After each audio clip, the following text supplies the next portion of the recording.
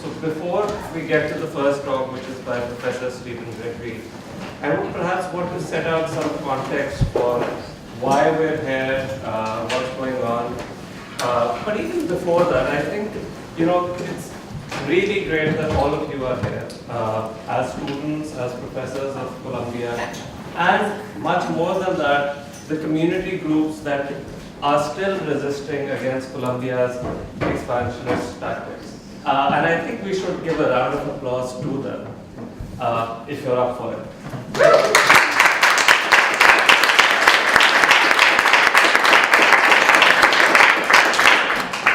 This conference or mini conference of sorts is called How to Resist Gentrification in Manhattan.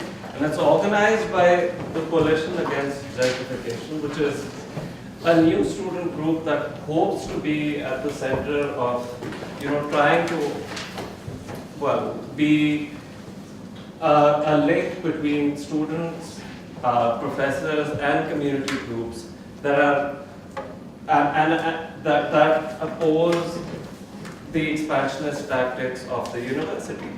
And I think there is something to be said about what gentrification itself is. Gentrification is thought to be as, rich people displacing poor people in a space. But one of the things that comes out from the Columbia example is that the state is very much involved. Money is very much involved. And it is very much a process of, really, really violently displacing communities.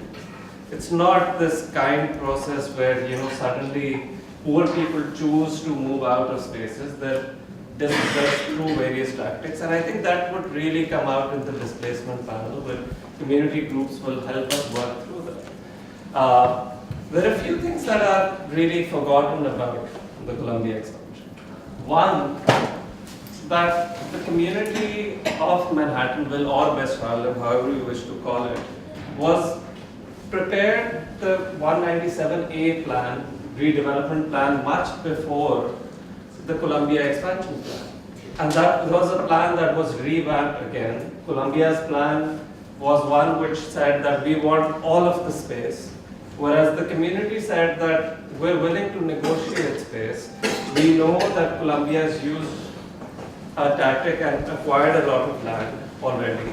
And so Columbia should restrict itself to those spaces that it has already bought and create more space for a thriving community. What is also forgotten is that the New York Supreme Court declared the blight study illegal. The blight study that was central to the use of eminent domain. And eminent domain, as we all know, is the state going in and taking land from people through force. And what we also, I think what we further need to think about is that the university is not merely this safe haven where all that's done is academic activities, and academics is somewhat divorced from larger processes of accumulation. That the university fulfills a particular role in the capitalist system, and it fulfills a particular role in accumulation, which one can see by, let's say, the example of biological patenting, which is something that the new campus is also aiming to do. What one must also think about is why are real estate developers and private equity funds putting money into developing a neuroscience center and a new business school at Columbia. These very much show that there is a larger interest in bringing capital or generating much more profits out of these spaces. So I think before we move to Professor Gregory, there are a few questions that I think we can lay out to start off this conference.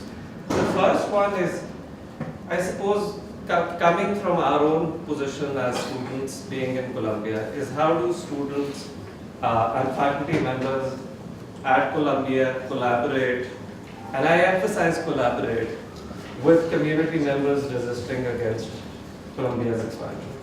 Following from that, one would want to ask the question of what is it that we have learned from prior displacements, prior struggles against both displacement, gentrification, and so what tactics must we focus on, and how do we build alliances? Moreover, there is the other question of what is it that we can do to stop the Columbia administration. I suppose that's the context that we would want to start off with. I would call Professor Stephen Gregory now to give some context.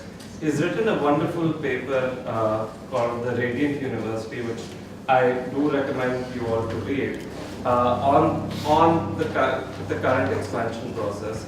Professor Gregory is at the African American Studies Department at Columbia, and I shall invite you to welcome him with applause.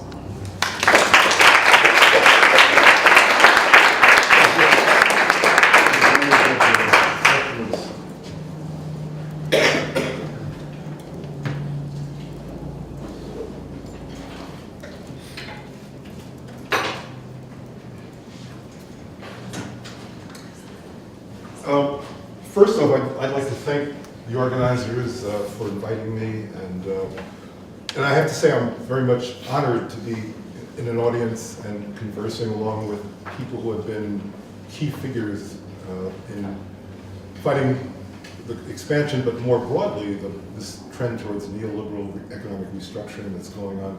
And again, it's not just Manhattanville, but it's the entire city, the entire country, and I think it's really important to kind of see, to frame it as a broader, as a wider issue of economic justice. And so when we see for example, the subprime mortgage fiasco, I mean, that's the same kinds of engines of capital accumulation are working there as are working, of course, much locally. And I also was happy to hear the way that Hashim kind of problematized the notion of gentrification. I mean, it's a term that we all use, and economically it kind of works in conveying a certain idea, but it also, in so many ways, conceals as much as it reveals, because it tends to sort of frame the problem as one of, sort of the appearance of these outsiders into communities that have historically had insiders. And this appearance of this new urban gentry seems to somehow explain or shed light on these underlying, much more fundamental processes of capital accumulation. And I actually, in thinking, let me just preface this by saying that since I wrote that article and did the research that led to it, I've kind of embarked on this project that looks at the history of Manhattanville and West Harlem, going back to the beginning, founding of Manhattanville in 1806, and its tense relationship with what happened on the Morningside Plateau to develop, the siting of institutions like St. John the Divine, Columbia, Barnard Teachers College, and all the institutions that were together understood and idealized as being, quote, the American metropolis. And I think it's very important to kind of understand that relationship in order to understand what Columbia is now doing, or what it says it's doing, and its relationship and the possibilities for forming those alliances, which are so important. So there is this kind of long array that I think has to be attended to. And so I've been for the past 2 years kind of ensconced in the 19th century, which has been great. And so it's a good opportunity to be with you today to discuss these very current issues. But during thinking about today's workshop, I went back to read an article that had been written by Neil Smith, who you probably know, is a renowned geographer who was at the Graduate Center of the City University of New York, and he's probably the most important theorizer, for loss of a better word, of the economics, the kind of land-based economics of gentrification. And I think I said he passed away a couple of years ago, but he, early on, way back in 1979, published a very important article that I read as a graduate student. And kind of funded my work in graduate school largely through work that I did with local community organizations actually in Harlem that no longer exist because of the Reagan budget cuts and then the closer to home budget cuts that were the resulting part of the adoption of the block grant program. Some of you, I'm sure Tom Kappner remembers Operation Open City, and these were very important community resources that no longer exist, unfortunately. But in any case, Smith in this 1979 article, he titled it Toward a Theory of Gentrification, and the subtitle was A Back to the City Movement by Capital, Not People. And I think that is really important, and it's worth reading today. And he goes on to explain why that's the case and why it's important to keep one's eye on that process of capital accumulation and not, again, see it as being this demographic question that, demographic question period. I'll try to be brief and I'll just kind of make sense of my involvement in what's become this expansion as a faculty member, but also as a citizen. I live right on the border in 560 Riverside Drive, that some of you may know, that's right on the edge of the project footprint. And I had been, as any other citizen in that area, had been sort of admiring what seemed to be this kind of organic redevelopment of that area during the 90s and beginning with Fairway and then what was called by the New York Times Restaurant Row, the spring of restaurants, but also other kinds of adaptive reuses of the buildings that existed in Manhattanville. And so so part of my interest was, I won't say personal, but was my interest as a resident and someone who would have to live with whatever happened for the next hopefully 30 years. My work, I'm also in the Department of Anthropology here, my work has largely focused on the urban question and looking and understanding grassroots activism and these struggles of a built environment over the kind of symbolic ordering of the built environment. One of my first books was on two communities in northern Queens that the book is called Black Corona, but the two communities were Corona and East Elmhurst, just below LaGuardia Airport. And many of their struggles, as many of the struggles throughout the city that involve community boards, have involved these questions of how do we resist these seemingly irresistible entities, whether they be private developers, universities, or in the case of the work that I did in Corona and East Elmhurst, it was the Port Authority of New Jersey. So I came to Columbia.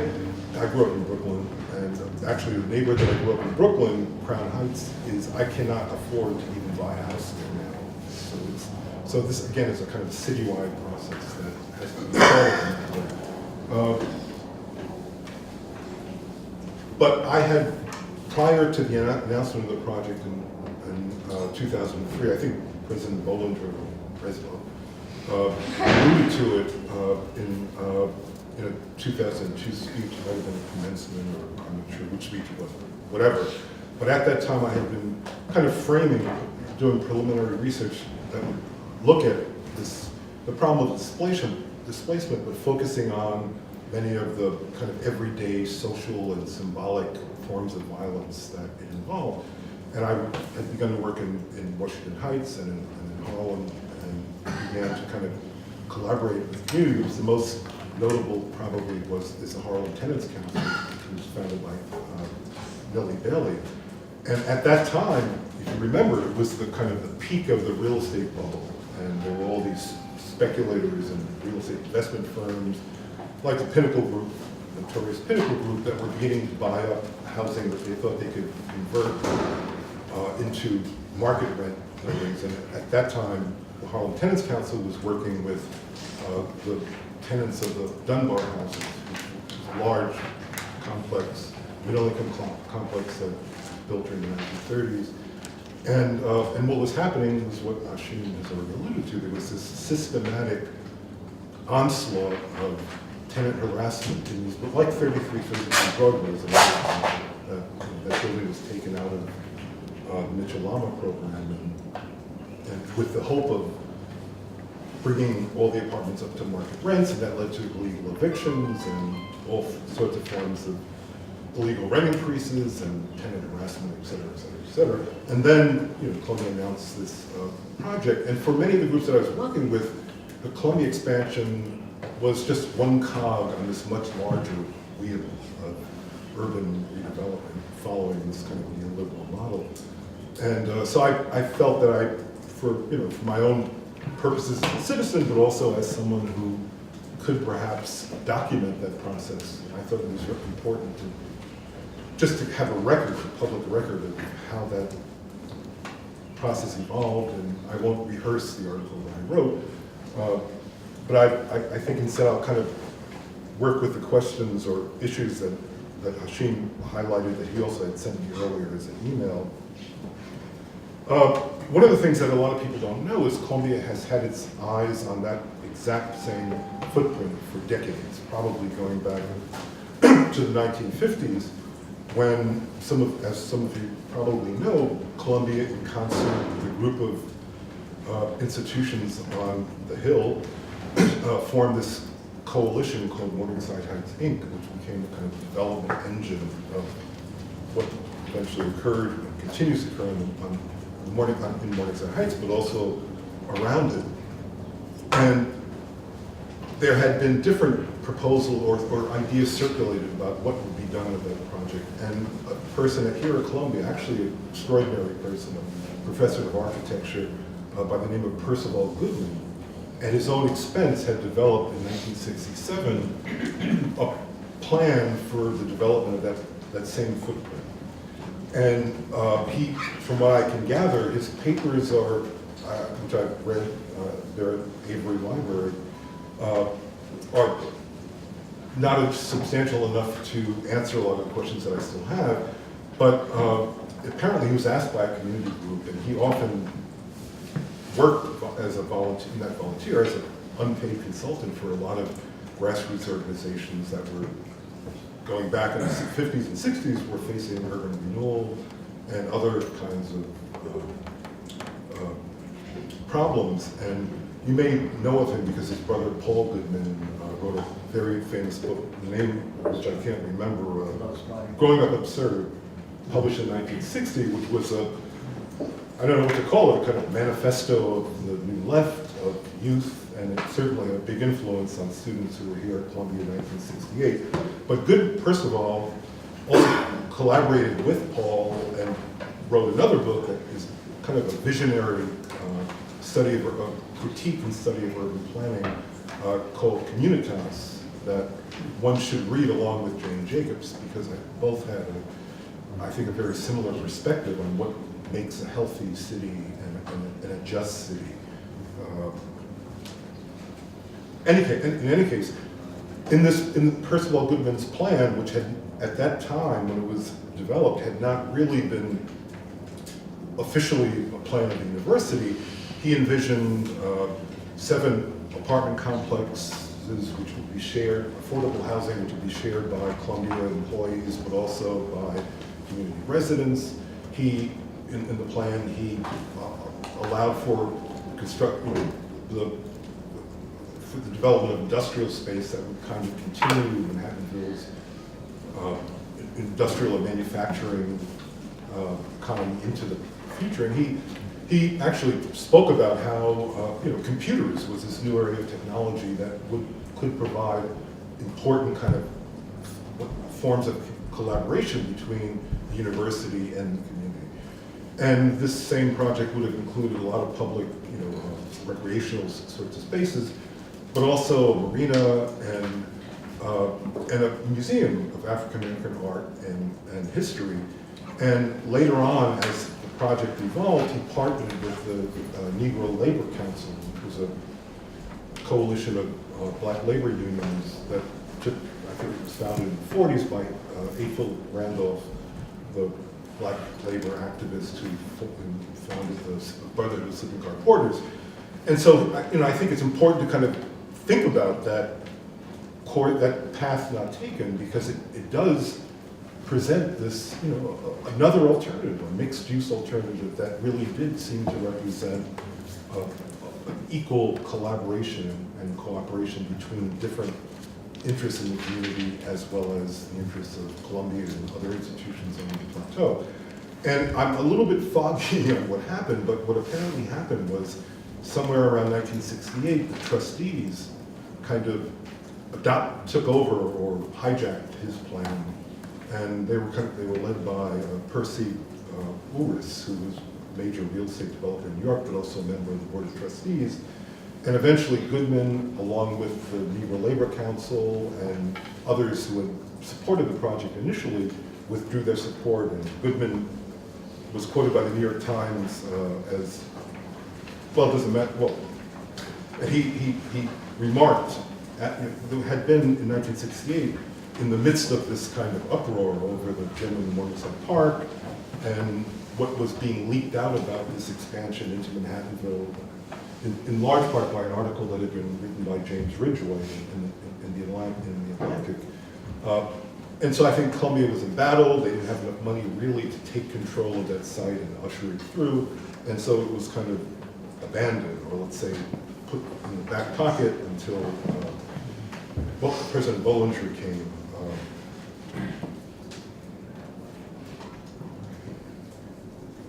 Okay, let me see.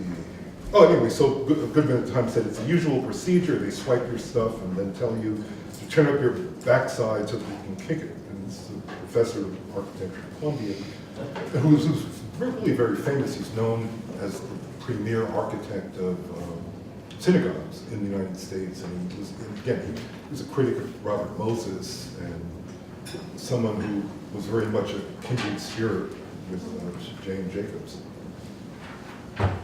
So anyway, so I'm just, without, again, rehearsing the article, you know, there were two major hurdles that the university had to overcome. The first was that the project required zoning change, which requires the project to go through the ULURP process, which is a Uniform Land Use Review procedure.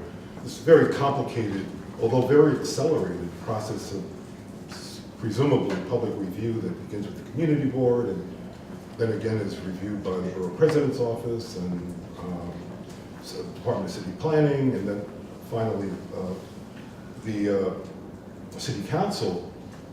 And I hesitate to speak about the community board 9's role in this or contribution to this because, well, Tom Kappner and others who have been involved in different degrees who are certainly more experts on that procedure than I am. But in any case, it was, you know, it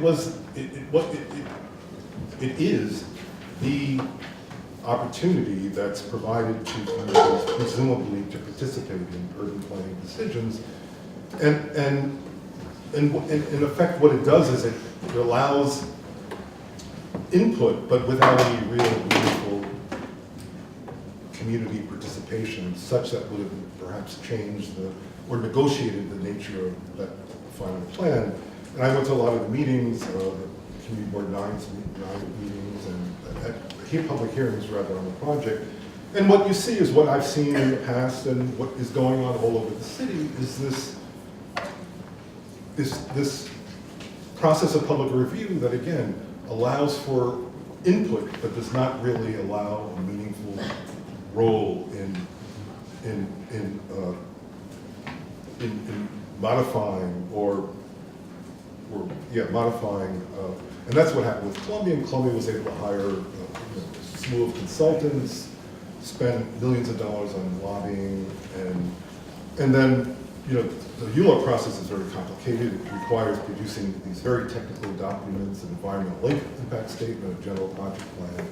And in many ways, the complexity of that process disempowers communities and community groups or the community boards because they don't have the resources, financial or staff resources, to really offer a kind of powerful alternative to projects that go through this ULURP process. So Columbia kind of sailed through along with its consultants that I'll talk a little bit more about. The second kind of hurdle was the question of eminent domain. And from the outset, Columbia had, if not explicitly, invoked the right at some point to use eminent domain, had certainly conceived of the project in that way, that it would be this, Columbia basically demanded complete control of the entire 17.5-acre site. And of course, their argument was that there was a need to kind of construct a bathtub, a simple bathtub that would insulate the project area from seepage, groundwater seepage. And as you know, that project footprint is located in Manhattan Valley, which is a floodplain. And so, arguing that for the project to proceed, it would need this bathtub and this underground infrastructure. They pursued eminent domain, and they kind of built their case around that story. I'm not an engineer. I don't know the engineering decisions that went into this, but as it turns out, buildings were in fact left in the footprint that were not, that haven't been torn down. And Columbia's, one of the buildings Columbia owns, this old Studebaker factory, is a case in point, which sits right in the middle. So if they needed a bathtub, then how could you retain that building? In any case, that eminent domain procedure required that the Empire State Development Corporation will either do it itself or hire consultants to do what's called a neighborhood condition study, which is conducted to determine whether or not the neighborhood in question is blighted. And of course, the notion of blighted is not very well defined. It's been generally used by developers to mean whatever they want it to mean. And certainly that was the case in the reports that were produced, neighborhood condition studies that were produced in the interest of Columbia for the Empire State Development Corporation. And it's worth it to take, I don't know if you guys have looked at these different studies. There were actually three, one by a consulting group called Urbitron. Probably the most important study was produced by AKRF Enterprises, or Limited, whatever it's called, which is a kind of a major consulting firm that does these kinds of studies. And just before they had done the neighborhood condition studies in Manhattanville, they had done this study of the Atlantic Yards project, the Forest City Ratner development. And kind of just to make a long story short, these documents and this particular neighborhood condition study was in many ways laughable. I mean, it was basically a very phenomenological study of the appearance of Manhattanville, and the report pointed to cracks in the sidewalk, the paucity of trees, and a whole kind of litany of things that visually appear to the firm doing the report as signs of blight, literally signs of blight. And of course, a lot of the buildings that were surveyed during the course of that project had been taken over by Columbia and closed down. So a lot of the, so for example, the report pointed to gated up windows and gated up doors and graffiti and all of this. Much of this had occurred after Columbia had already acquired about 74% of the properties. And so, to make a long story short, this neighborhood condition study that really was based solely on the impressions, the visual impressions that these researchers, to use the term loosely, were able to experience, completely ignored the social uses and the economic uses of the neighborhood. So there's no discussion at all of what was this emerging economy, not just emerging, but historical economy in Manhattanville. Again, this what appeared to be this kind of more organic development or redevelopment of the area, and focused on purely on these visual phenomena. And as it turned out, and you guys probably know this, AKRF, hired by the state to conduct this study, was a consultant that had been already working for Columbia. So there was this tremendous conflict of interest. The state is hiring your own consultant to then make a finding as to whether you can use eminent domain. And that was pursued through the courts, and the state Supreme Court Appellate Division basically, once a finding was made that the neighbor was blighted, which was the first step to invoke eminent domain, it was taken to the courts by the remaining property owners, Nick Sprayregan, whose family owns the Tuck-It-Away storage facilities, and then the Singh family, which owned 2 gas stations in that 125th Street corridor, sued. And the court ruled in their favor and annulled this blight finding. And I'm probably going on for too long, but I'll just read the decision. Writing for the majority, Justice James M. Catterson wrote, even a cursory examination of the study, meaning the AKRF study, reveals the idiocy of considering things like unpainted block walls or loose awning supports as evidence of a blighted neighborhood. And that was a victory, but a short-lived victory, because the state Court of Appeals overturned that decision, and that opened the way for eminent domain. And I invite there are other people who were involved much more than I was in that process. And so Hashim has sort of asked me to kind of think about, what were the tactics that or strategies that Columbia used in order to muster the kind of power, political power, to carry through this project. And I guess I would preface that by saying Columbia acted as a private developer, as any other private developer has acted in the city. And it's, I think, misleading to think that somehow because it's a university and nonprofit that it would not pursue its interests in the same ways that it been pursued by Forest City Ratner or the developers who are now working on the Hudson Yards on the west side, or in Brooklyn on the Domino Sugar redevelopment.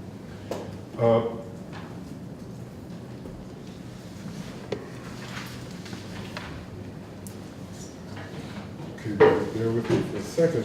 And I guess one thing that developers do is they marshal or manufacture community support. And because institutions like Columbia or private developers have access to billions of dollars for lobbying and for doing all sorts of things, it presents a real challenge to giving the public a view other than this dominant narrative, this hegemonic narrative about what's good for the city. And so they hired lobbyists. They formed early on a community advisory committee that included people who ended up becoming and were skeptical of various components of the project, like Earl Cooper Camp at St. Mary's Episcopal Church, Tom Dermont, whose organization, the name of which I can't. Coalition to Preserve Community. He was on this advisory committee. Who else? Peggy Shepard from WEAC, Environmental Justice in Harlem, who's for decades really fought the important battles around environmental justice. And there were other people, and they were charged, tasked by Columbia with developing a report, and they formed committees, very important committees in this discussion on economic development, on displacement, on affordable housing, on a range of different issues. And the report was produced and given to Columbia, and that was the end of it. And for all intents and purposes, the advisory committee was disbanded. So here's another example of where giving a voice does not necessarily lead to any kind of real social critique or the possibility of change or modification. And they later on in the let me skip that because I talk about the article and I don't need to. But a second kind of strategy has to do with producing these narratives or discourses about the future of the city, about the nature of, in this case, Manhattanville, that make, in this case, expansion seem inevitable. Right? Literature, both from different components of the university, its boosters, but also language that was presented in these different neighborhood condition studies would always referred to Manhattanville as the former manufacturing or the former industrial area, making it, constructing the community as a kind of dead end that was no longer redeemable. And so discounting the possibilities of adaptive reuse, for one, which was already actually occurring. And then, of course, another discursive formation, one could say, was constructing the university as a public institution involved, in promoting the public good.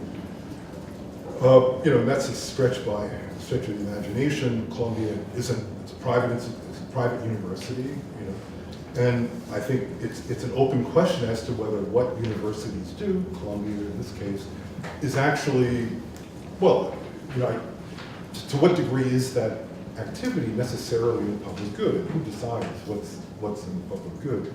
And Creswell was interviewed by Brian Lair on WNYC, and the interview is still there on the WNYC website, and he made the claim that Columbia is not a private institution, it's a public institution, and what we do is in the interest of the public good. And of course, the example that was always used was, well, we're working on a cure for Alzheimer's disease. Or, we've partnered over the years with Harlem Hospital, and I know doctors at Harlem Hospital who would take issue as to what degree that collaboration has produced, and so that was another, but a very effective kind of discourse, because I think a lot of politicians who might have been much more critical of the project were sort of duped into this, or let's say, were enabled to support the project under the guise of promoting, again, the public good. And this is sort of a theme that has been very much a part of the history of Columbia University in Morningside since the late 19th century, this question of the status of the relationship of the university to the city. I could talk more about that later. So that was a very important discourse. And the other was what I called in the article a discourse of transparency, like the logic of all the neighborhood condition studies, and there were 3, because after the controversial AKR study, another firm was hired by the state to kind of audit or basically rubber stamp what had been this conflict of interest study, and a firm by the name of, I think, Earth Tech, I would say Earthlink, but no, it's Earth Tech, did another study which basically rubber stamped what had been found by the previous studies. And now I completely forgot. Oh, and so the kind of the logic, the discursive logic of all of these reports was that somehow Manhattanville lacked transparency.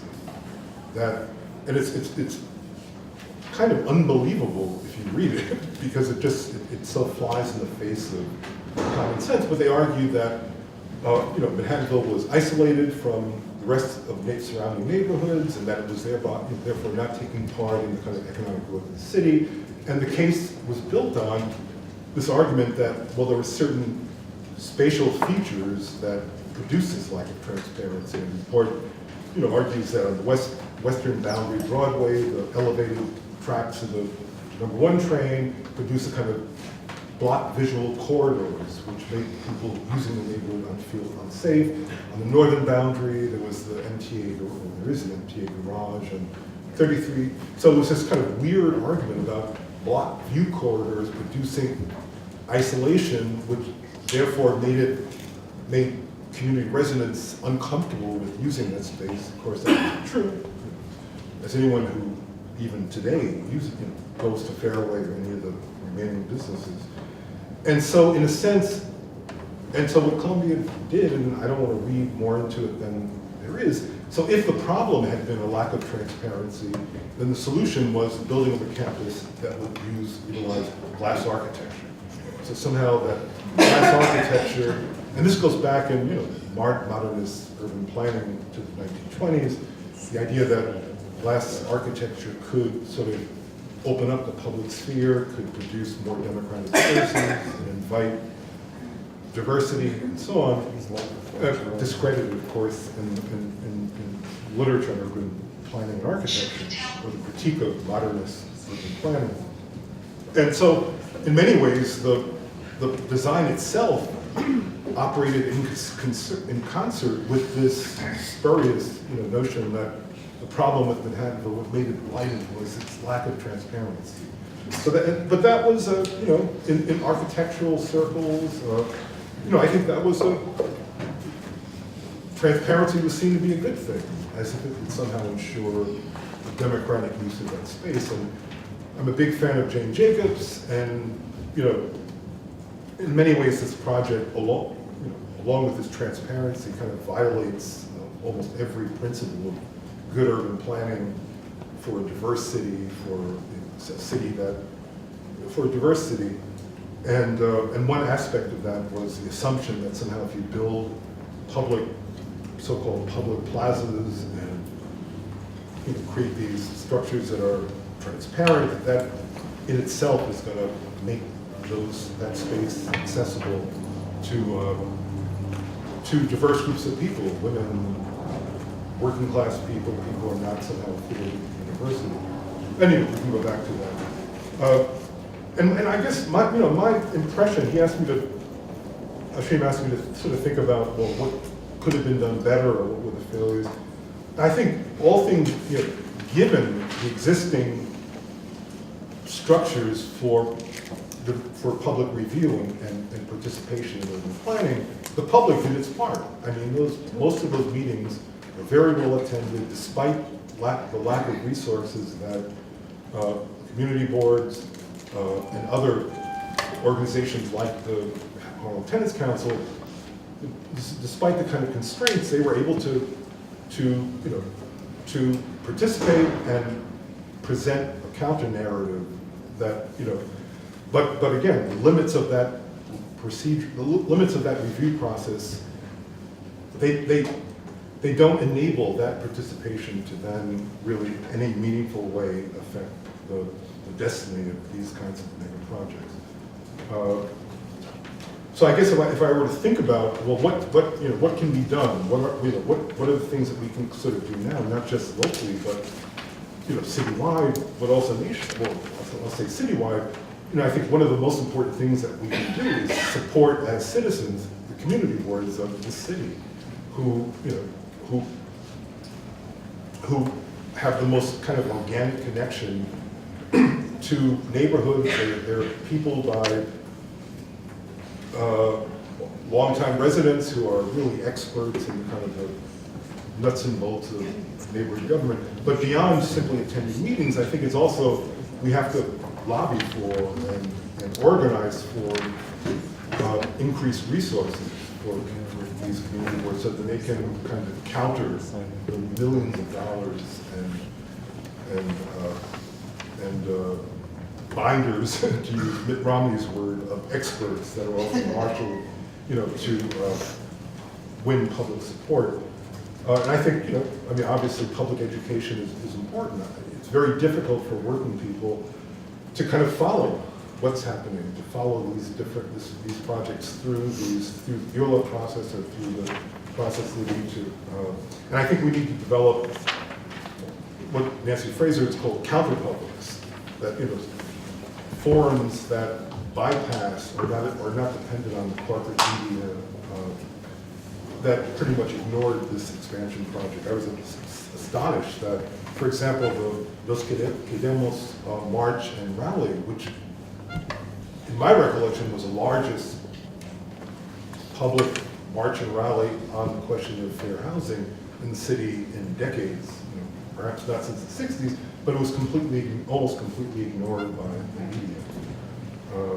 And media, both print and television. So I think we need to think about developing alternative public spheres, alternative ways of producing narratives that can counter these very powerful narratives. And maybe social media plays an important role in that, and I think we can discuss that. And then the second goes back to the question posed by Ashim, and that is how we frame the problem.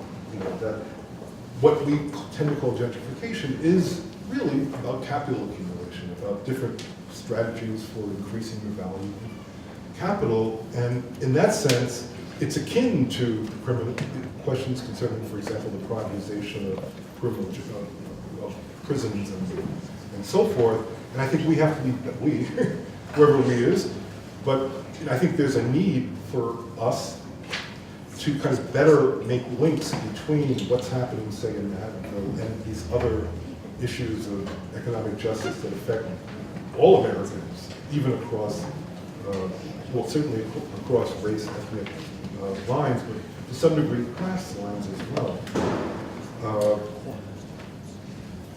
And so I think I'll just kind of end it there. I mean, these are not, you don't have to be a genius to figure this out, but I think that these are the areas that, but I think how we frame this problem of urban restructuring, neoliberal urban restructuring, will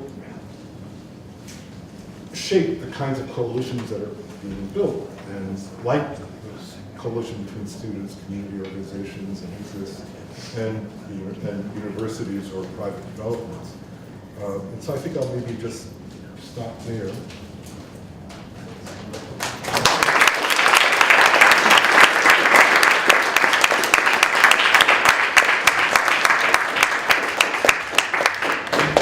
Continue to sit here? Or? I think we'll move to the next one. Yeah, we'll Oh, I see, okay. Thank you. That was a wonderful talk. Thank you very much. Thanks, Stephen. Thanks, Hashi. That was, wow, that history was much more comprehensive than I thought it was going to be, going all the way back to the 19th century and the... And it's important because, well, I'm abusing my advice, but, you know, this has always been an issue. What is the role of the university, not just Columbia, but the university in general, in relationships? This is much messier and diverse. And it's been an issue that has been at the center of many battles going back to the 19th century.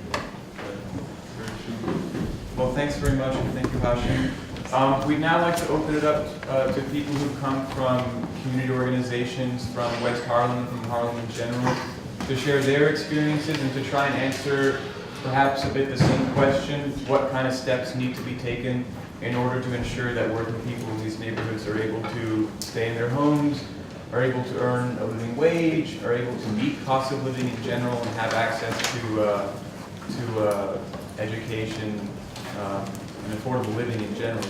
And many people in this room have quite literally decades of experience trying to address those very questions. One thing that's very clear to me from Stephen's talk is that all of this is only possible if organizations that work to fight for just rents, organizations that work to organize labor, and organizations that work to monitor police policy are disenfranchised and stripped of their power. And for that reason, I'd really like to thank this provisional list of people who I know have been fighting ever since the expansion project has been underway. This is by no means sufficient or comprehensive. There are many others. So the tenants of Grant Houses, Manhattanville Houses, 3333 Broadway, the Delano Village Apartments, the tenants of the Mitchell-Lama housing complexes, Riverside Park Community Houses, the tenants associations and tenants in general at 132nd Street and 122nd Street, right here on Broadway, the Met Council on Housing, the local 1199 Service Employees International Union, as we mentioned earlier, Nellie Bailey and the Harlem Tenants Council, the Mirabel Sisters, Luis and Pio Tejada and their whole community there, the Coalition to Preserve Community, Tom DeMott, Ruth, Eisenberg, Tom Kappner, and many others. The various members of the Harlem Community Board 9 who have stuck with it and tried to pull this fight through over the years. And the Community Advisory Committee as well, that was dissolved back in 2005, largely due to Columbia's prowess. St. Mary's Church, Earl Cooper Camp, who left Jim White, Ellen Isaacs, and their incredible gang of activists. Local business owners and workers from the area who were kicked off of that land. I don't know if you remember Gurnam Singh and Parminder Kaur, who owned the gas station. They were wonderful people. Ramon Diaz from Florida's Restaurant, Nick Spray Reagan from Tuck It Away. There's also Movimiento from East Harlem, who's been waging an incredible battle against rising prices of living and the crimes of landlords. Cop Watch, ban the ballot box, and many others who are trying to reform our criminal justice system, which is more criminal than just. And then also, significantly, a decade-long student movement that's opposed this expansion ever since it was announced.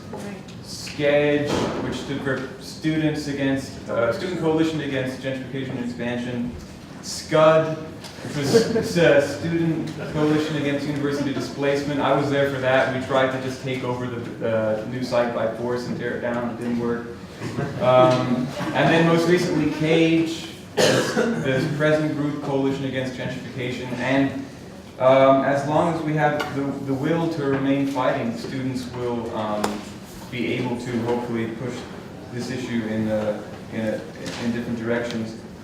So at this stage, I just wanted to invite anyone to speak who's come from the community who wants to share both their experiences, how they and their constituency have been affected by the transformations in the neighborhood, and what kind of steps they think are necessary to advance this struggle. I know we have Sarah Martin from Grant Houses. We can take these chairs. You can stay where you are. We don't have to be too formal about it. But if you want to, say a few words, introduce yourselves, and then afterwards we can open it up to discussion from whoever's here. But if there's anyone from any of these organizations that I've mentioned who wants to come up and speak for however long, you're more than welcome to. And if not, we can just go straight into conversation. I have a comment. I've lived in the neighborhood since 1981, and I'm a member of Coalition to Preserve Community, and I also live in a private co-op building that borders on the expansion area. And one of the things that happened with this project was they came out with this very large draft environmental impact statement. It was 1,800 pages. And it was hard to follow this, but it was almost like a rule book of like, what are they going to do? And there were so many things that were unaddressed in it. You can get these things as PDF files and scan for words. The same thing's happening with hydrofracking up in the lower tier of New York State, where they come out with this big, gigantic environmental impact study. And in there, you can scan for a word like seismic. It's not mentioned, So we had that, and we had this 197A plan. And these things are almost like your playbook for what to start looking at when you're trying to find these places where it's unfair. Like they came out and said, we're going to displace 5,000 people. So these documents are a good place to start and look at. So I think what I'll do, it might be best for us just to move into discussion and have whoever wants to share their stories do so. What I'll do is keep a list of names or faces some way I can recognize you so that everyone who wants to speak gets a chance to. We don't talk over each other. So if you want to talk, just raise your hand. I'll mark your name down. You can raise your hands when other people are talking. I'll just mark you down, and we'll proceed like that. Is that okay with everyone? Sure. Yep. Yeah? Okay. So Jim White from St. Mary's will start us off. Thank you, Corin, and thank you for CAGE organizing this. I will speak very modestly. I came to Manhattanville in 1970 when I came to seminary. That kind of got derailed, and then I went to teachers college. But immediately I found out that Columbia was the meanest, rottenest landlord on earth, from talking to people who live in Morningside Heights and Manhattanville. Just incredibly cynical tenant harassment kind of process at that point going on, clearly prospectively for the takeover. I'll just mention that this struggle does go on. We were part of SCUD. We thought we were a good missile on the whole, if I can give it time. And we slept on the sidewalk in front of the takeaway. Dorian was there with his keyboard. That was incredibly inspiring. And perspiring. We lost, but here the struggle going is what is vital. What I would emphasize is the incredibly racist nature of this takeover. And in order strategically to build a fight that really is going to clinch something for everyone in Columbia, and that's most students in faculty, and everyone in Manhattanville, I think the student worker solidarity movement is incredibly inspiring, because it's got to be in alliance with people who actually run Columbia, the janitors, the secretaries, you know, everyone who makes this place click, and who are in varying degrees exploited and oppressed, in alliance with the community overall. This is what defeated the gym back in 1968. And going forward, that's what's going to defeat Columbia as an imperialist going on. So we had this most wonderful demonstration last Friday where I think 26 students from Columbia came down as we picketed the so-called Employment Information Center. And our signs at Columbia, you owe Manhattanville jobs, you owe Manhattanville affordable housing. Then we went back to some pretty good food and to plan future actions. I'll just close by saying that this kind of labor community student solidarity, you know, really is a strategy worldwide. We're going to have a bus going from St. Mary's Saturday at 9 o'clock for an international solidarity May Day demonstration in Brooklyn. We'd love for you to talk to us about that. I'll just mention that not just Ellen and myself, but Armando and Liz are here from St. Mary's, and Jonathan is on the way. And we're incredibly grateful to you all for this kind of solidarity and vision. Next we have. Actually, I have some things to say about the role of students and what we can learn from past expansions. But I really think, first of all, we should hear from the folks who have organized constituencies around the expansion zone. So I would call on Pio and Sarah Martin and Maritta Dunn to talk about what's going on first, so then we can talk about what our response might be, if that's okay. No? Okay. No, Sarah, we're coming. Okay. Yeah.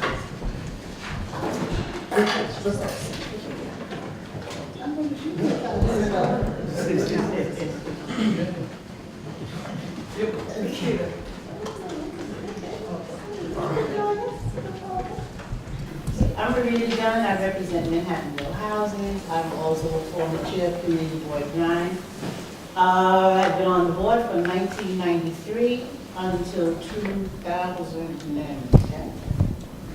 somewhere like that. So I've been through a lot. I've been through 3 different expansion and building programs of Columbia. Started with Lerner Hall and went from there. So, been around a bit. Well, I'm Sarah Martin, and I live in Grand Houses, which is a public housing development. I'm sure you all may be familiar with it. There was a time when Columbia University students were not. They didn't even come out into the community.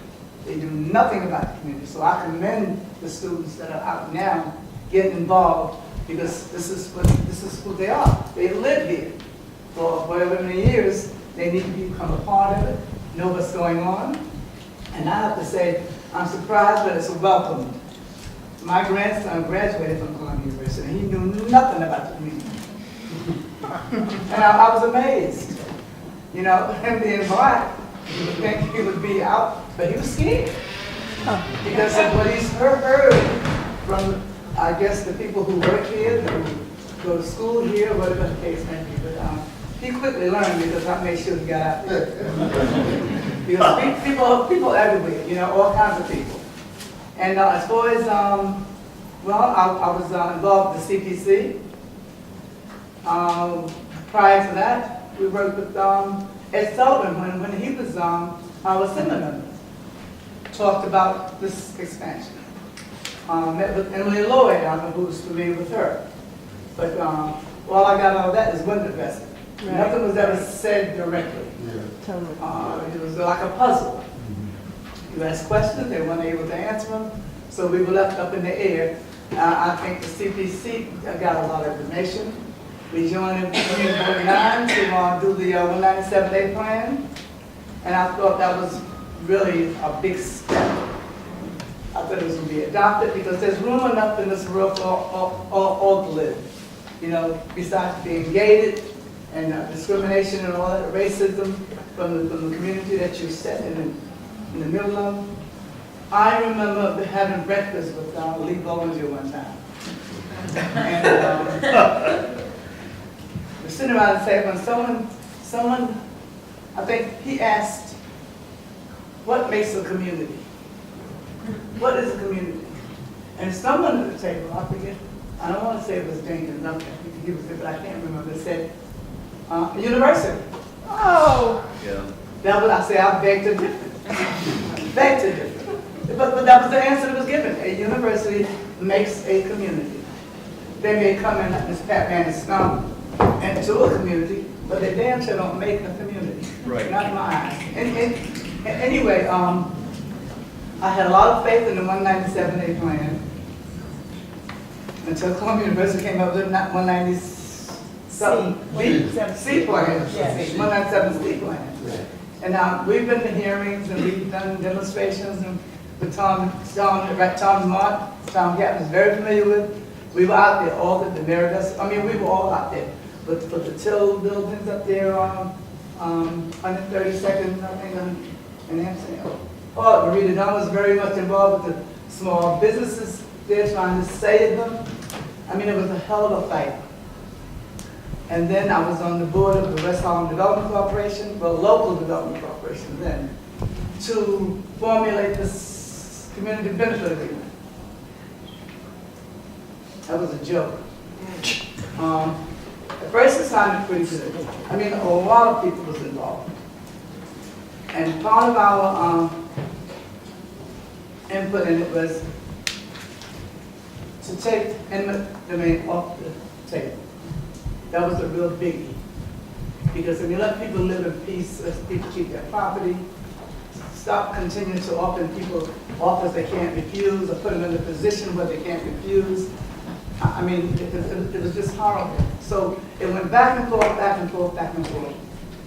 And I'm sad to say, eventually it was taken up too. And we lost a lot of people from that board because interest. They felt that they were being sold out, even by our elected officials.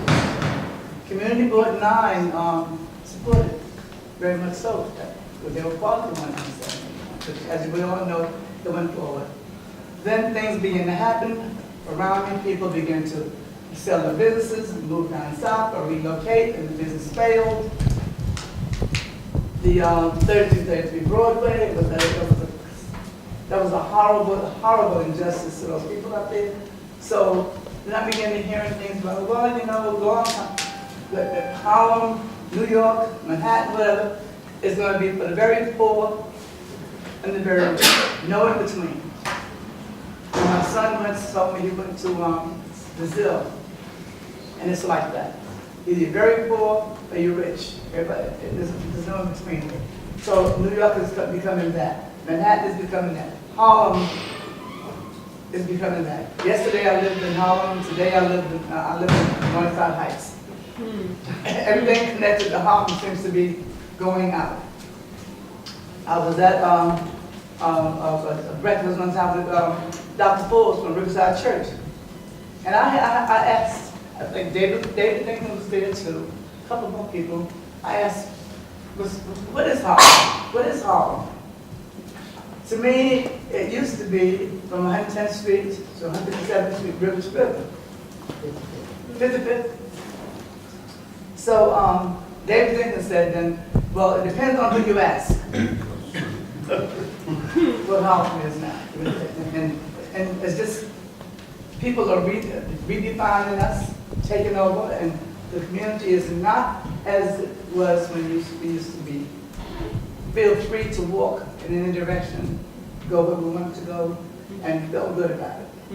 And like has been said before, until Columbia University came up like a 400-pound gorilla, stomping in our community and taking over. Now, the fight has been there, and I think the fight needs to go on. We need to be recognized and stand up and say, we're not going anywhere. Well, hell, where are we going? I don't have a place to go. So, I mean, I've been living in Harlem for 67 years. So I don't have a place to go. If my home is snatched away from me, I live in public housing, but hey, to me, it's iffy. It's very iffy. It's being very neglected from my point of view. And just like we talked about blight and all that, I don't know. Somebody might hire a company to come and say Grand Houses is blighted. It needs to be demolished and put in something. I don't know. It has happened before my eyes, and it can happen again. It can happen in Manhattanville houses, which is in Manhattanville, which is in the eye of the storm, so to speak. And I don't think Columbia University want anybody poor and living around. So I wouldn't be surprised. I don't know what's going to happen, but I think the fight should go on. We are people, we are human beings as anybody else in this world. We have a right. I'll stop there because I get on the road.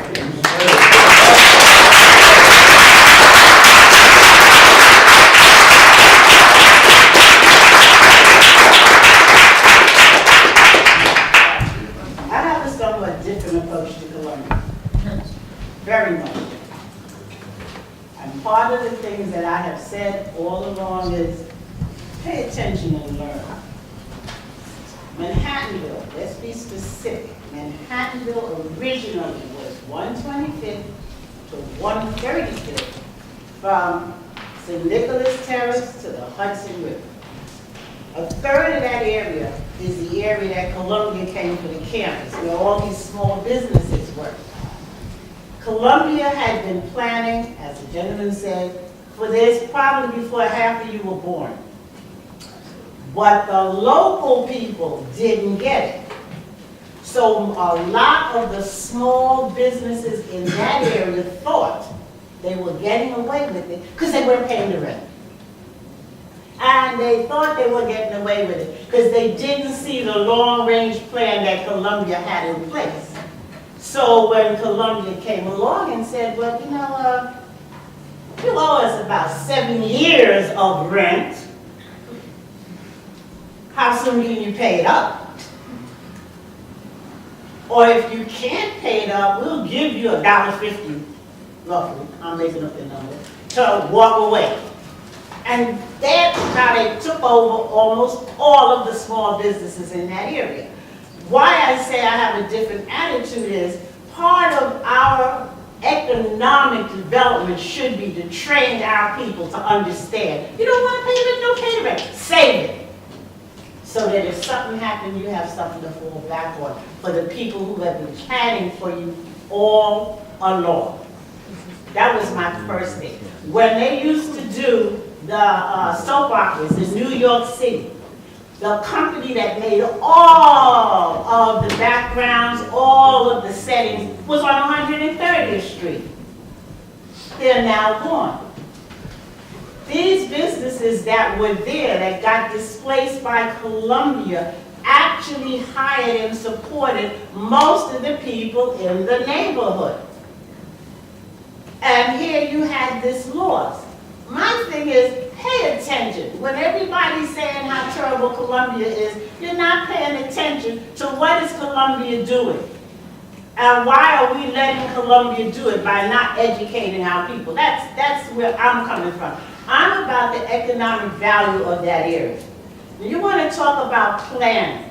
It's 4 years now since the New York City Housing Authority came to the Manhattanville houses. Manhattanville houses has 1,280 apartments. Housing Authority came and said, we want 280 of these apartments to be Section 8.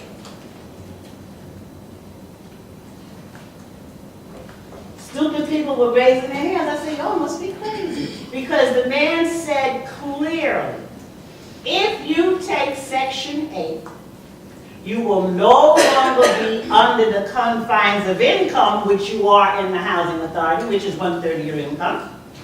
And if we decide to raise the rent in Section 8, and you can't pay it, you will move wherever we send you, or you will simply have to get out.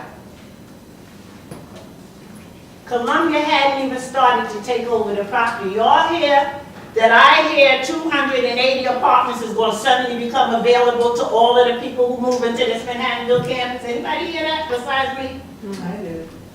Hey, you gotta listen, that's what I'm saying. While you're waving the flag, Columbia's terrible, you're not paying attention to the work and what is going on underneath. I want you to pay attention and help the local people to see what's going on, address it effectively, and move forward. I stopped half the people from moving out. I said, you crazy? Are you crazy? And they told them things like, and you could go to Puerto Rico with Section 8. And you could go to the Virgin. There's nowhere in the 50 states that have more Section 8 than New York City. Where you going? Where are you going, dummies? So that was one of my fights to stop that. Okay? My thing is, our people in our community, business-wise, we need to pay attention and learn. I'm fighting with a man on Broadway. He has an auto school. If I didn't know that man, I'd never go in that rundown looking place. But if you go in, he has the proper classes, he has the proper documents, you can get your driver's license and your permits from there. But if you see that place, you're not going to go in there. Why you have to work on making this look a certain way if you want business to come in your neighborhood? Now, to give you a backup history on Manhattanville houses, I have always said Grant houses was being built for the low income, Manhattanville houses were built for the middle income. And we paid more rent and we had a little more space. When I moved into Manhattanville houses, they only had 2 buildings. Irish people were still living on Amsterdam Avenue. There were not even steps to get in. You walked in on a board. However, Manhattanville houses was the married version of International House. Every floor had a married family from another country, another state, another experience.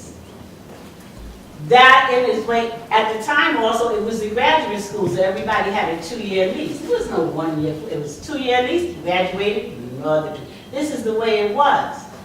And the people in Manhattanville understood and raised hell with Nigeria over stuff that we couldn't do now at all. They wouldn't allow us to get away with this now. I will tell you my personal experience. I had a maid and a governess in the Manhattanville houses because a white couple down the end, she called all of the women on the floor together and said, ladies, if we pool our money, we can share these things. And we pooled our money. We had a maid came every day, she cleaned a different house. We had a governess, she came, she took all the kids on the floor. I would not have had that exposure if I had not had a broader world to see. Do you all understand the point I'm making? So for all of the bad, I guess you don't. I ain't had nobody explore that.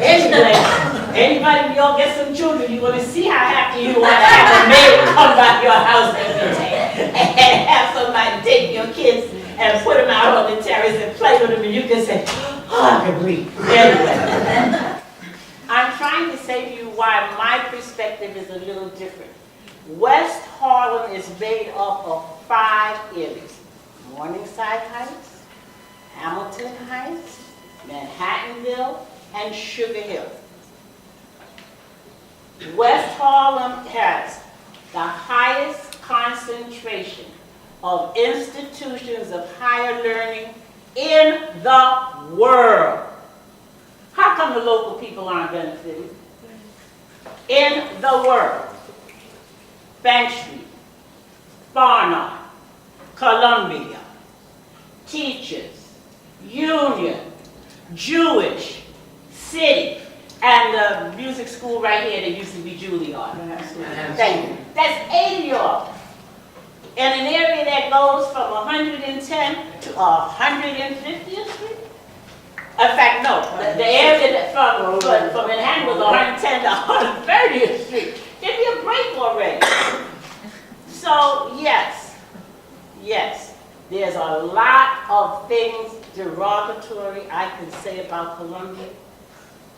But I will say thank you, Columbia, Because watching how you do your little evil stuff is teaching me how to play the game.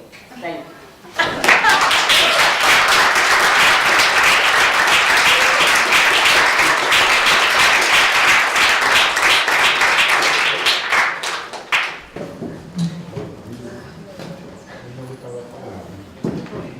Do you like to speak in Spanish, so translate for me? ¿Quieres que traduzca? Yeah, I'm Pio Tejada. I'm housing organizer for Mirabel Sisters.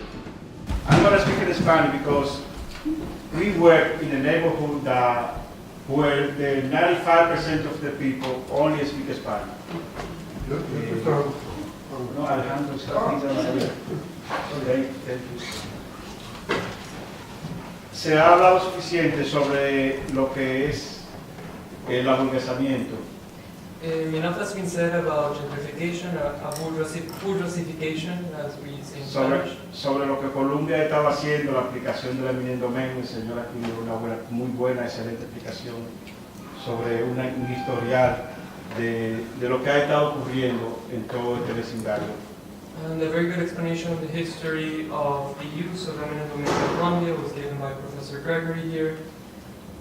Y nosotros preferimos en este tipo de actividades hacerlo en español porque nos imaginamos a ustedes que le empiecen a llegar cartas de la corte en español y ustedes que no sepan nada de español, estas personas que solamente hablan español comienzan a llegarle 5, 6 cartas de la corte semanalmente diciéndole que se tienen que mudar y no saben por qué. En inglés todo. And the translators stand and speak really Sure. good. Of course. Pio Tejada and people from Mirabel Sisters prefer to speak in Spanish. Slow down. Sure. Because sure. Because imagine if you started receiving letters from court in English as a Spanish speaker who doesn't know English, and the kind of fear, the kind of problems that poses. So in general, it's also like give a taste of that. Se ha hablado mucho sobre la gentrificación y sobre Colombia, pero no hemos hablado sobre los caseros normales, estos caseros que inventan compañías para decirle a los tenants, es un lado nuevo y lo quiere a todos afuera. Y le dicen, como hacía Pinaco, detuvimos a Pinaco, Pinaco ponía en marcha en la puerta falso, eso lo estaba haciendo Pinaco, un marcha falso en la puerta para desalojar a los tenants, y nosotros logramos detener esa parte. Eso es lo primero que ellos empezaron a hacer, cuando empezaron a desalojar, pensando que no iban a tener quien lo defendiera, que las personas como no sabían inglés no iban a saber lo que decía ahí, o no iban a saber que eso era falso.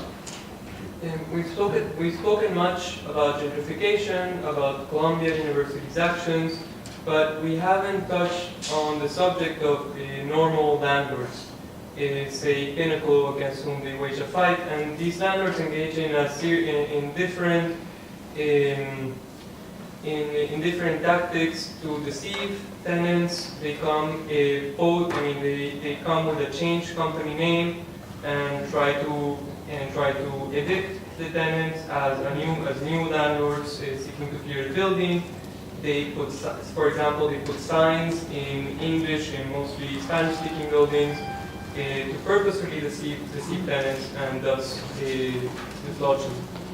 Para no hacerlo muy largo, porque sabemos que nos quedan nada más 25 minutos, todavía Tom necesita tiempo para hablar también. Vamos a hablar sobre las últimas técnicas que están utilizando los caseros para desalojar a los tenants. ¿Por qué para desalojar a los tenants viejos? Porque son los que pagan menos que los nuevos visitantes. Las técnicas que están utilizando es, le mandan carta, usted no vive aquí. We'll be talking of the new tactics that landlords use to displace tenants, particularly more elderly tenants, because they pay the lease, because they've been renting out for longer. So sometimes they send letters to tenants saying you don't live here. Le envían cartas diciéndole usted debe 5 o 6 meses del año pasado. You owe 5 to 6 months of rent from last year. porque saben que la gente no, las personas no son muy organizadas y tienden a perder la copia de los money order, o quizás han estado pagando en efectivo, como sucede en muchos casos.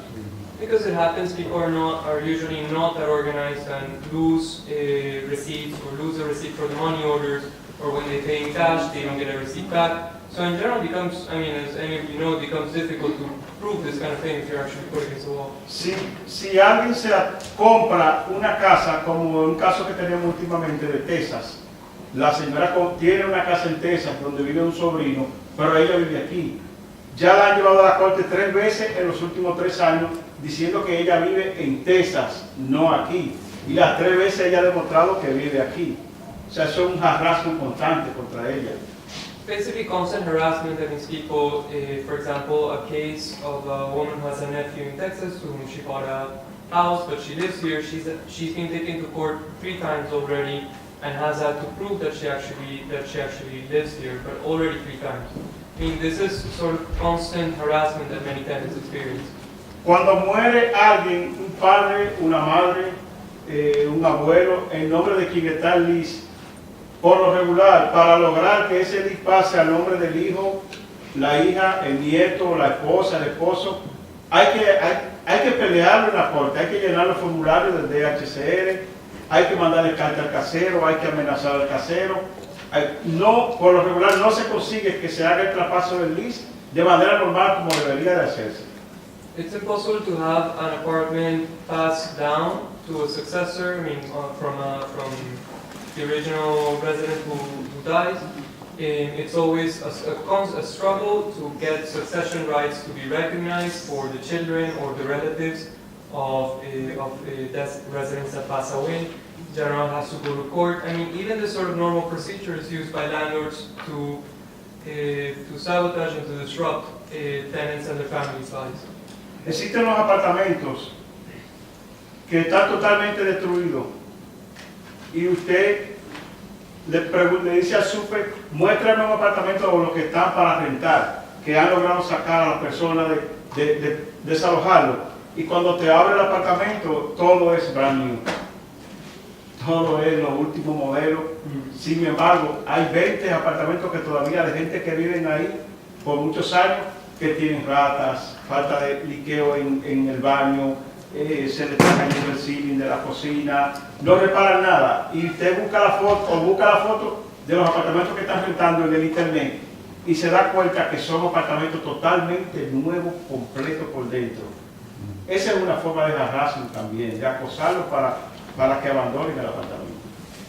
Landlords purposefully abandon their duties to make repairs in an apartment or keep them in good living conditions.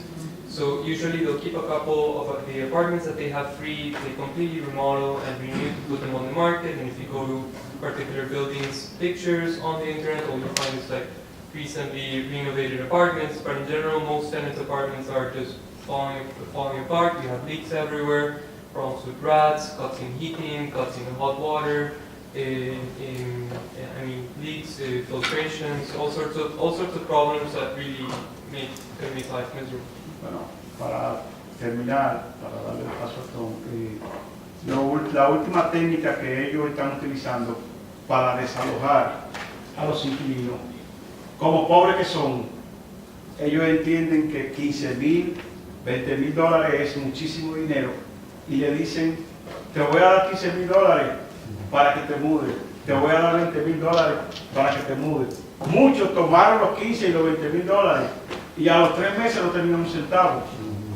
Nosotros logramos, con el trabajo de concientización de la comunidad, tenemos una reunión cada miércoles a las 7 de la noche donde damos entrenamiento a los tenants, donde educamos sobre los derechos de los inquilinos y hemos logrado que la gente entienda que $40,000, $50,000 no le van a resolver el problema. Sin embargo, se van a ir a pagar una renta de $2,000 cuando están pagando una de 800 o de 900. Esa es la última técnica que ellos están utilizando los caseros, ofreciendo dinero, pequeñas cantidades, para lograr desalojar. Y han logrado sacar a muchas personas de esa forma. Lo han logrado.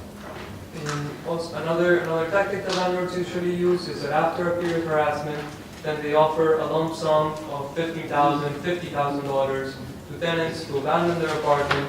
But usually people who do this realize like after a couple of months that $50,000 is actually nothing, and they realize that it's only too late that they realize that with that you cannot afford to continue living in the city, so they have to move.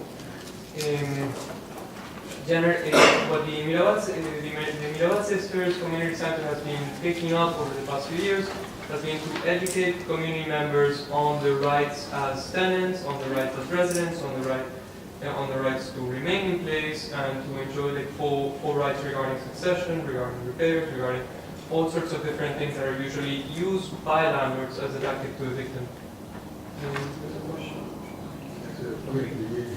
Cada año la renta sube o baja 1% por un año, por 2 años.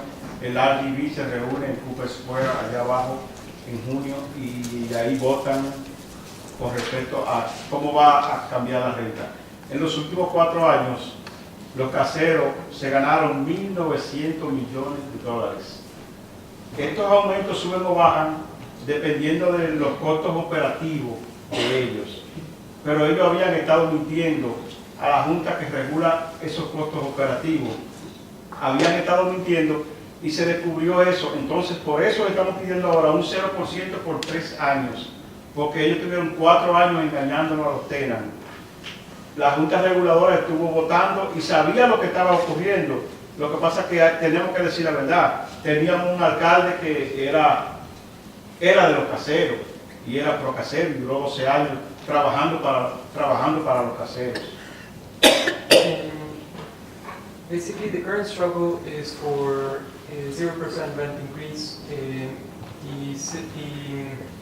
Regulating increases in rent are authorized by a housing regulating board here in the city, with taking into account the operational costs of maintaining buildings. However, landlords have consistently been lying over the past few years about the content of these operational costs as to minimize their own costs while being allowed by politicians who are put in place by them, including our previous mayor Bloomberg, who was the mayor for the landlord, basically, to raise rents constantly and every year. I mean, rent increases are not natural, but are actually, it's not something that just happens naturally. It's something that is approved by different boards in the city, in which also these political struggles are taking place. Bueno,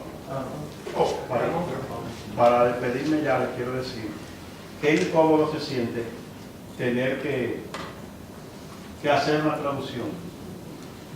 Qué incómodo es para nuestra gente recibir 4 y 5 cartas semanalmente en inglés que no saben lo que dicen y nos las llevan a nosotros y van a la oficina temblando y uno la abre y la lee y le dice, oh no,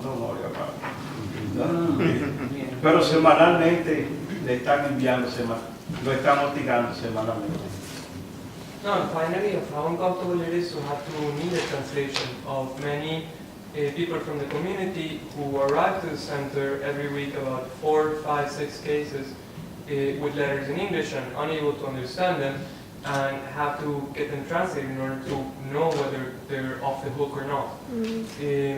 So this is part also of the harassment against the majority Latino community in Washington Heights. Where is the center? The center is in 142nd Street and between Riverside and Broadway. Wang.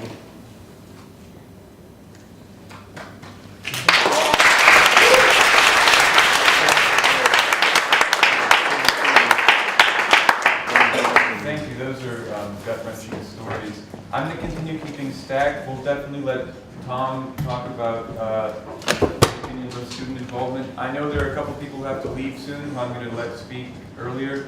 We'll wrap up at about 4:15. We'll keep this time for discussion and limit people to about 5 minutes talking unless they really have to finish a point. And then at 4:15, we brought a bunch of food.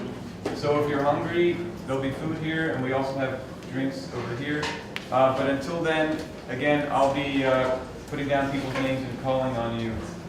And We'll start here. You said you had to go to? Hi, my name is Abby Exme. I'm currently a freshman in college, but I'm originally from New York. I live in Washington Heights, and so this is very real for me.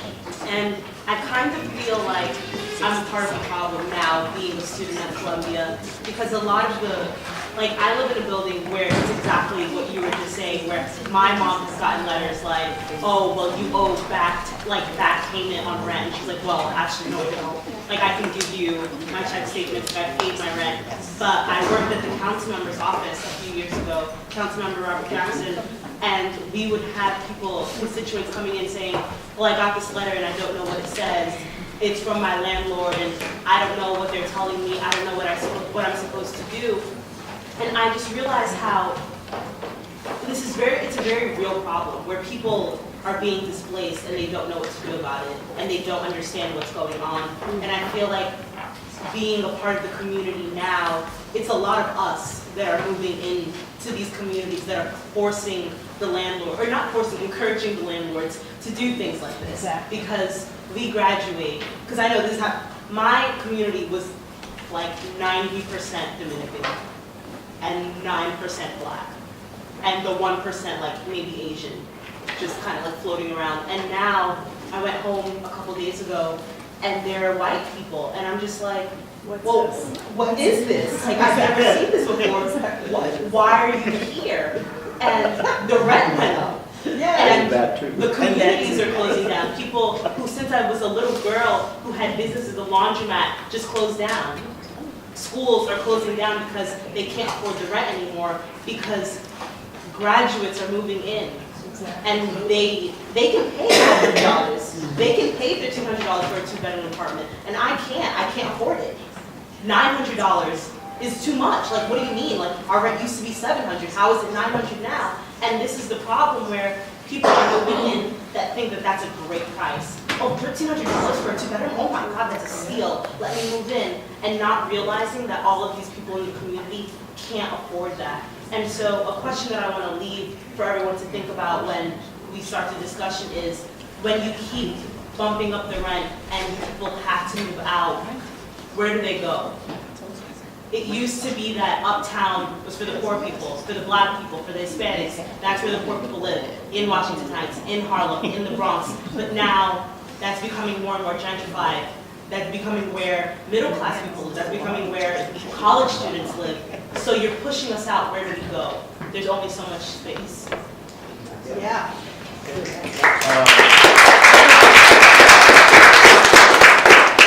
We'll start with Chloe here, then go with Tom, Kappner, and then go to Ellen.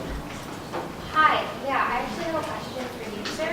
So you guys, a lot of you have a lot of stories. So I actually also work in the city council member's office, like right now, and we also have constituent services and social workers who work there, because we have a lot of people coming in with these really gut-wrenching stories. And I was wondering if you have any relationship at all to the eviction intervention.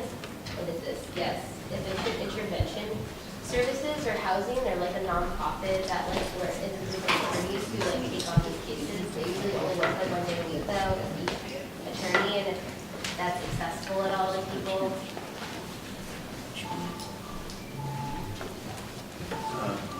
You want me to translate that? I think that maybe we can follow up on it afterwards to let the people who like this. Tom? So, before I start, I just want to underscore what Pio was talking about, because this is a really urgent situation.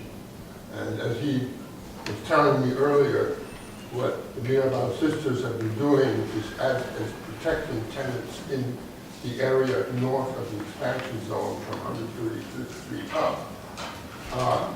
They've been doing this for years, and their caseloads have been increasingly astronomical year after year, month after month. There are more and more people being harassed and hounded to take over their apartments and convert them to upscale housing for more affluent people. So this is just, this is directly related to Columbia, because all of this happened right after Columbia announced its expansion plan. The first thing we heard about right away was the 3333 Broadway building, which is a huge complex. It has 2,000 apartment units. That was on the Mitchell-Lama program, which is a program of subsidized rents for low and moderate income people. It was a building that was built with union funds as housing for working people, but was subsequently sold to various other developers, entities. Well, when they heard about the Columbia expansion, they opted out of the Mitchell-Lama program so that they could push people out. And I think within a few months, 200 apartments were emptied out and turned to market.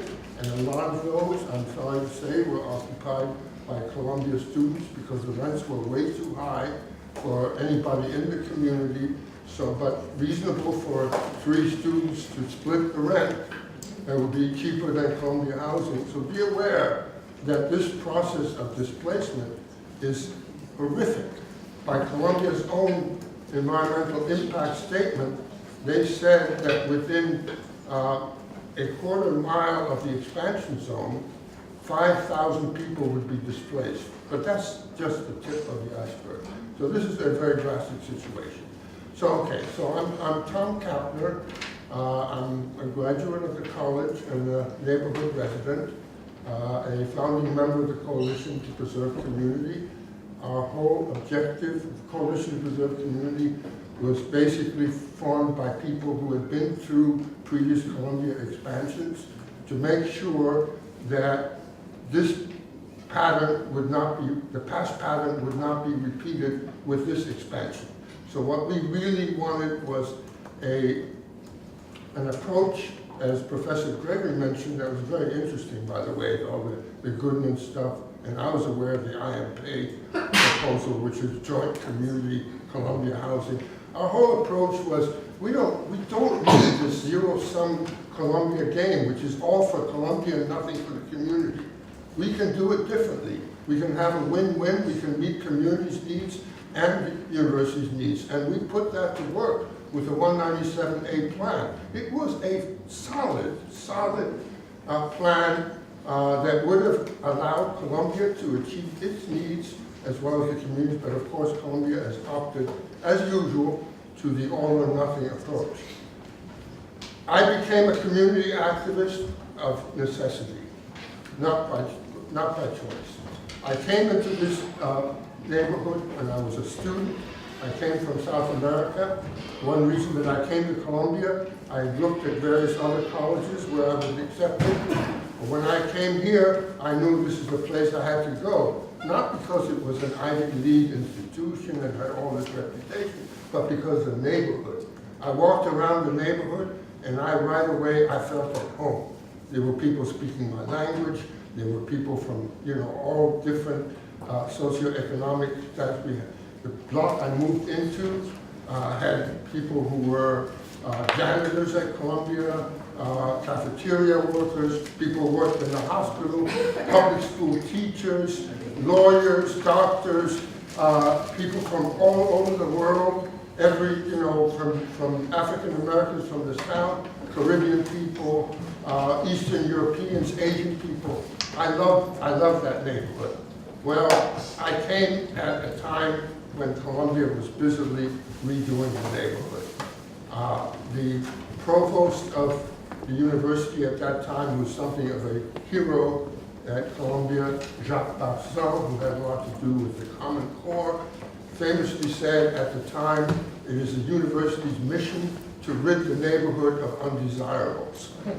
And Columbia always talked about the prostitutes, the pimps, the drug dealers. Yeah, those people existed. But I assure you that 95% of the thousands upon thousands of people that Columbia evicted in the 1950s and 60s were working class, honest, hard working class people, mostly people of color and from different parts of the world. So, and I knew when he said that, I was an undesirable too. In 1967, we got our little notice giving us 6 months to leave. I had graduated a year before. I was starting out in life. It was a very reasonable rent, something I had no other options. I had no money. I was starting a family. We had a couple of infants. We couldn't afford to go anywhere else, so I became involved. We organized our block at 121st, 122nd Street, 10 buildings on the square block. And by the way, some of the tactics that Pio mentioned, Columbia used too. They brought in social workers who went after the old people and told them, listen, honey, I've got $1,000 for you in a nice apartment in the Bronx. And this is going to be taken over by the university, so why don't you take advantage of it? And there are a lot of people did. But some of us, you know, we fought. And we organized building by building, floor by floor. We swore a blood oath that there was no way they were going to get us out except horizontally.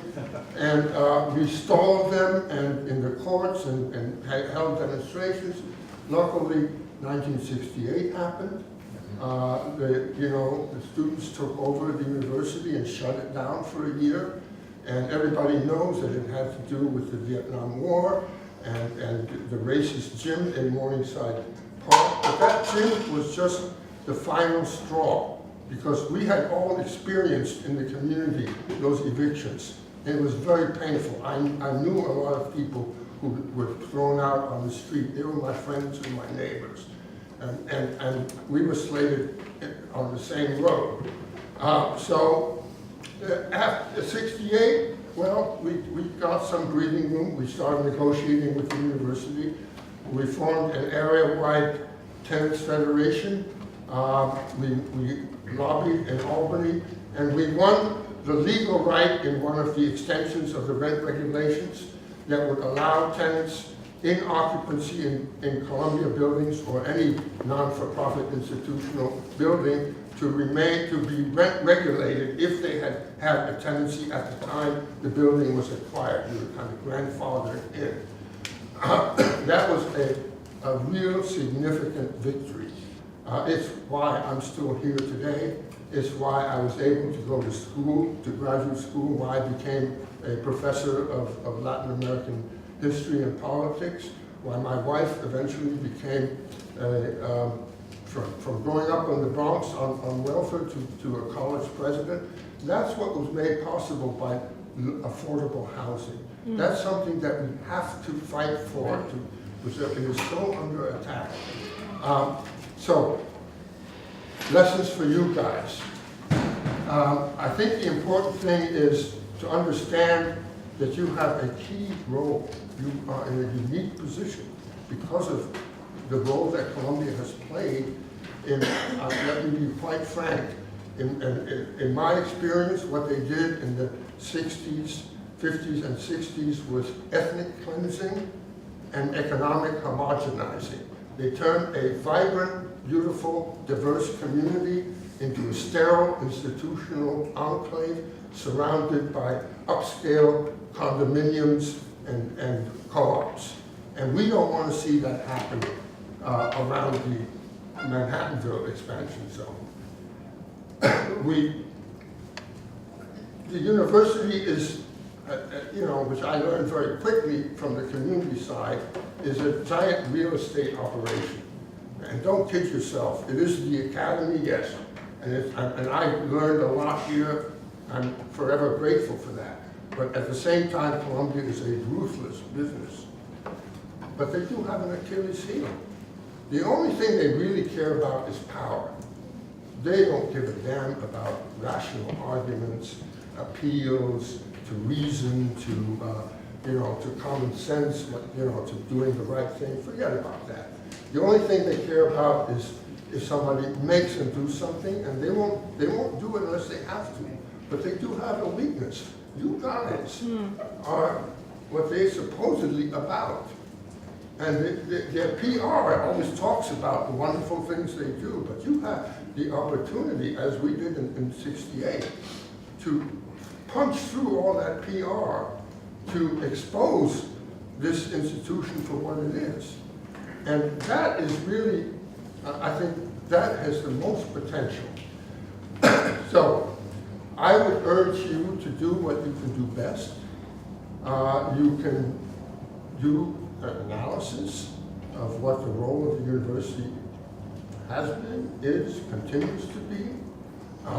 Professor Gregory pointed out a lot of things that can be used.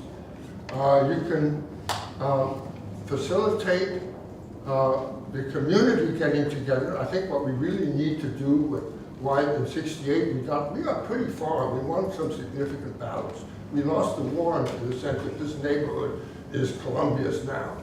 But we have a lot of potential now. The situation is a lot more in our favor than it was in '68.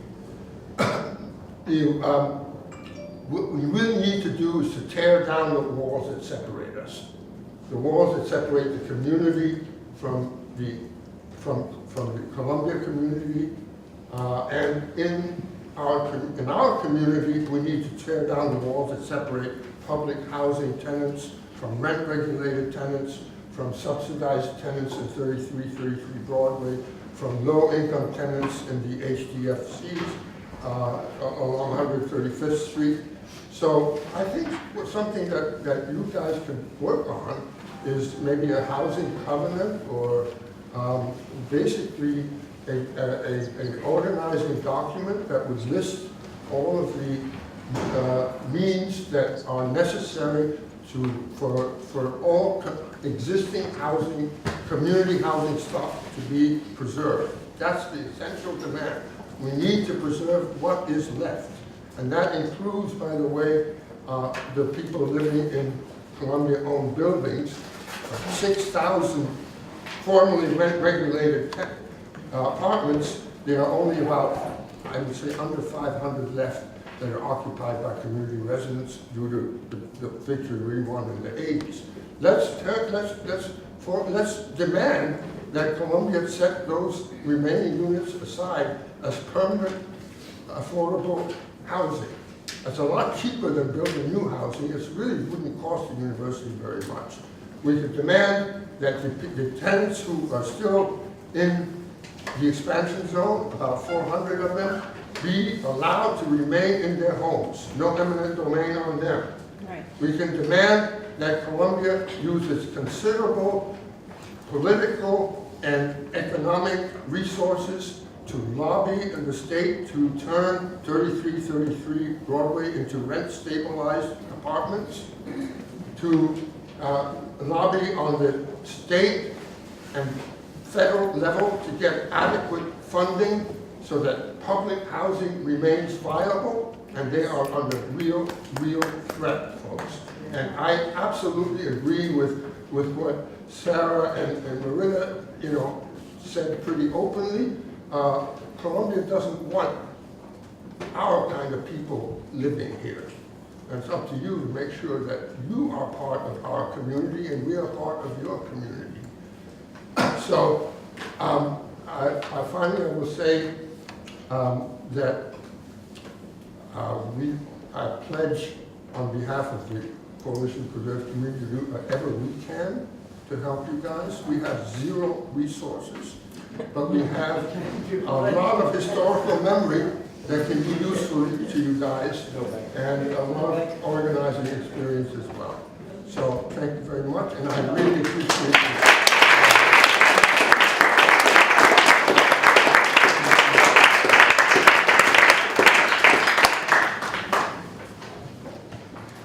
Thank you. That was a very good act to follow. I'm Ellen Isaacs, and I'm sort of a late comer for just the last few years to CBC and part of St. Mary's, and I've been pretending to be a student and part of SWS for the last couple of years.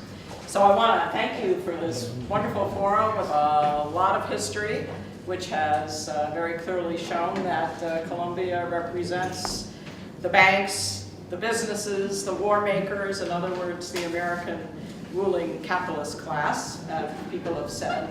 And I think the question, as Tom said, is going forward.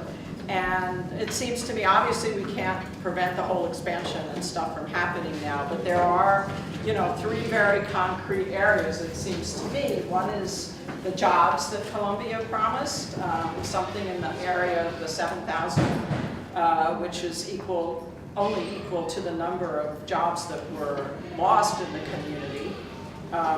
Job training that they promised and seem to have completely forgotten about because, you know, the unemployment in Harlem is terrible and the schools are basically, many of them very bad, and there is no after-school stuff. So people do not emerge trained for jobs. And then demands around housing, which I was going to say are often beyond me, but you and other people articulated them very well. And so, I mean, I think what makes it possible is the resurgence of some student movement on campus. Because what's been going on the last 2 years is just a qualitative change in anything that's happened in the last few decades, where we were lucky to have 5 or 10 students active at any given time, you know, since I've been around. And now, you know, 50, 100, 200 students get mobilized very easily. So the potential is really there. And I think that we should think about having a coalition between the student groups, faculty, and the various community groups that have been represented here. Maybe some meetings to get together where we formulate these demands and formulate a campaign, because it would take unity between all these groups to really win some of these issues. And that's what was necessary in the past. And so I hope that we can manage to put that in motion, maybe somewhat over the summer and for the next year. And I hope that also a member of the Progressive Labor Party, that you will recognize that this is part of an ongoing struggle to fight against this capitalist, exploitative, racist, sexist system that we live in.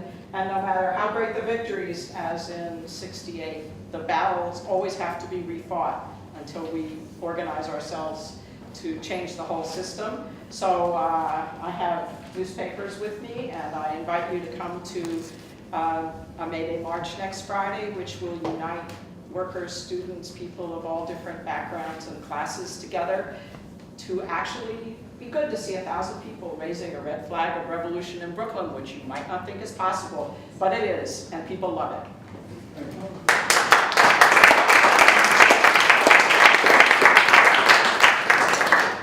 We have about 5 minutes more if anyone wants to say anything, and if not, we can speak informally afterwards. Are there hands? I see stretching hands, but not.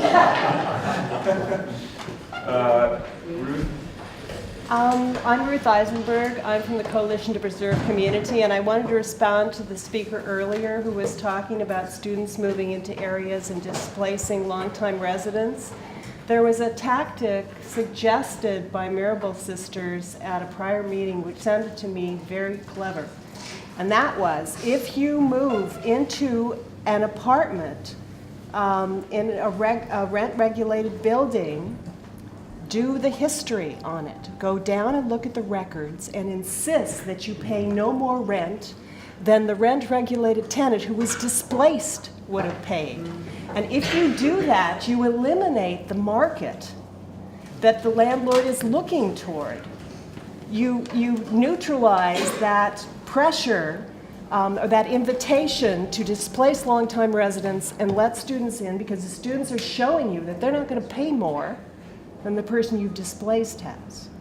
And you can, if I'm right, I think you can do that even after you've moved in. You don't have to study that history beforehand.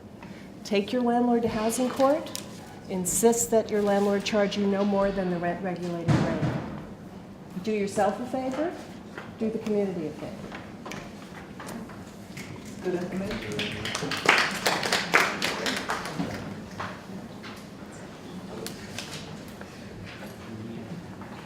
Okay.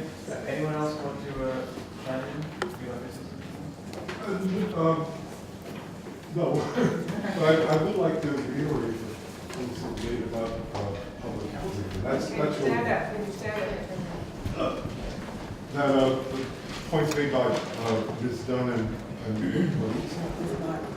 Ms. Martin, that public housing is going to be the real big fight going into the next decade or so, and it's already begun with the Section 8 issue. But you probably know that the Bloomberg administration had made attempts, and I'm not sure where, since he's no longer here, where that stands, but they wanted to basically lease public areas of public housing developments to private developers. And they have, so, and you know, that's the first, these are the kind of opening salvos of the privatization of public housing. And once that happens, the game is up, you know, for everybody, not just for people living in. Professor Stevens, before you sit down, could you tell us about your article?